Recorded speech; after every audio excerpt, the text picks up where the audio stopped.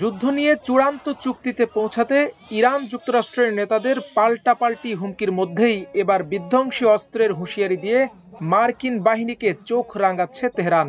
চলমান উত্তেজনার মধ্যেই এবার ইরানের বিভিন্ন শহরে সরকারপন্থী সমাবেশে ক্ষেপণাস্ত্র প্রদর্শনের ঘটনা ঘটেছে।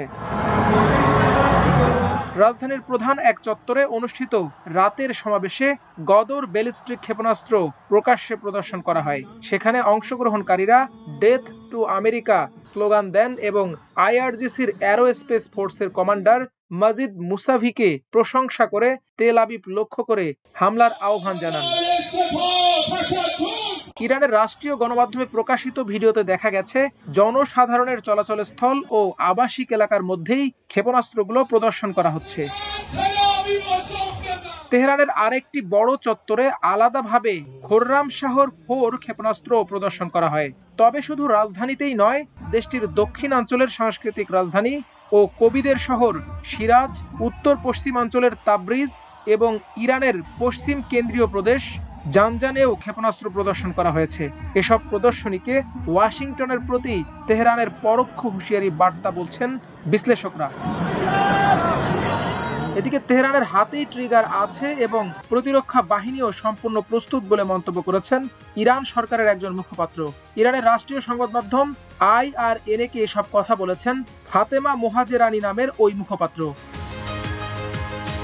তিনি বলেন, আমাদের সামনে দুটি কৌশল রয়েছে, একটি হলো যুদ্ধের কৌশল এবং দ্বিতীয়টি হলো কূটনৈতিক কৌশল।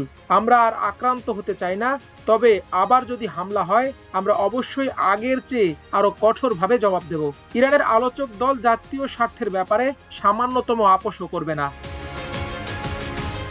বর্তমান প্রেক্ষাপটে তুলনামূলকভাবে ইরানকেই এগিয়ে রাখছেন অনেক বিশ্লেষকও। এমনকি শান্তি আলোচনায় মধ্যস্থতাকারী দেশ পাকিস্তান অনেকটা স্পষ্ট করে বলেছে, বল এখন ইরানের কোর্টে। সামাজিক যোগাযোগ মাধ্যমে দেয়া এক পোস্টে দেশটির তথ্যমন্ত্রী আতাউল্লাহ তারার বলেছেন, পাকিস্তান দ্বিতীয় দফায় আলোচনায় অংশগ্রহণের জন্য ইরানকে রাজি করাতে আন্তরিক প্রচেষ্টা চালিয়েছে এবং সেই প্রচেষ্টা এখনো অব্যাহত রয়েছে। অন্যদিকে ওয়াশিংটন ভিত্তিক গবেষণা সংস্থা centre for strategic and international studies CSIS এর এক নতুন বিশ্লেষণের বরাতে মার্কিন সংবাদ মাধ্যম দ্য হিল জানিয়েছে, ইরানের সঙ্গে যুদ্ধে নিজেদের শক্তিশালী প্যাট্রিয়ট ক্ষেপণাস্ত্র ব্যবস্থার প্রায় অর্ধেক ইন্টারসেপ্টর বা ক্ষেপণাস্ত্র প্রতিরোধক ব্যবহার করে ফেলেছে মার্কিন সামরিক বাহিনী। ওই সংস্থা আরো জানিয়েছে, মার্কিন সেনাবাহিনী তাদের অতি উঁচু মানের ক্ষেপণাস্ত্র প্রতিরক্ষা ব্যবস্থা থার্ডেরও অর্ধেক ইন্টারসেপ্টরই ইতোমধ্যে ব্যবহার করে ফেলেছে। এর পাশাপাশি প্রিসিশন স্ট্রাইক মিসাইলের মজুদেও টান পড়েছে। প্রাপ্ত তথ্য অনুযায়ী এই ক্ষেপণাস্ত্রের মোট মজুদের 45%-এরও বেশি ইতোমধ্যে যুদ্ধে ব্যবহার হয়েছে। সামরিক বিশ্লেষকরা মনে করছেন, যুদ্ধের এমন ব্যাপকতা মার্কিন বাহিনীর যুদ্ধাস্ত্রের সংরক্ষিত ভান্ডারে বড় ধরনের শূন্যতা তৈরি করেছে। মাল্টিমিডিয়া ডেস্ক, আমার দেশ।